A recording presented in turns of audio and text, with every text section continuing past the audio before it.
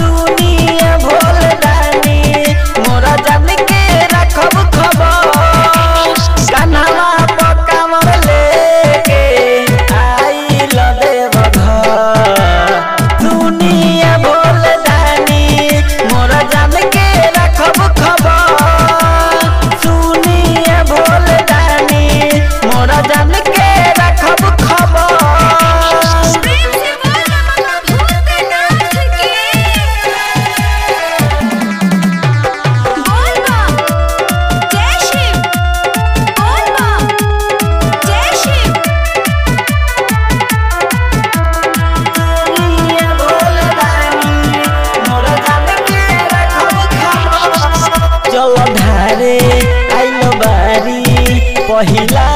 सोमारी के भोले बाबा कृपा करी हमारा प्यारी के जलधारे बारी पहिला सोमारी के भोले बाबा कृपा करी हमारा प्यारी के हाथ जोड़ी के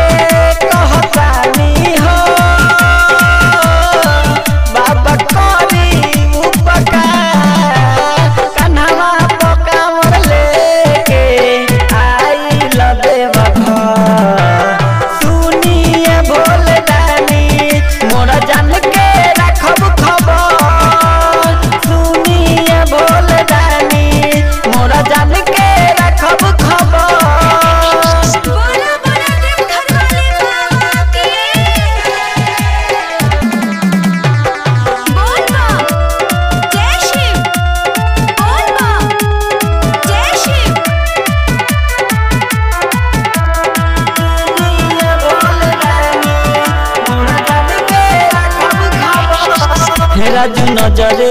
मनोज दीवाना आइल बा साथ में सुल्तानगंज से जल लेके आइल बा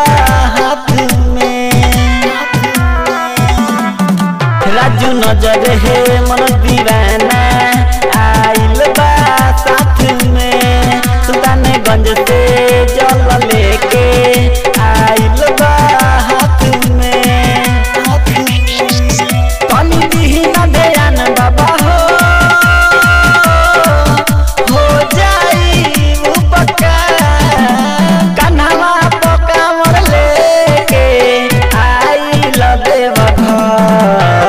सुनिए भोले दानी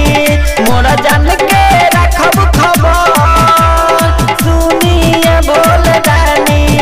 मोरा जान के रखब खबर कन्हवा पकावर लेके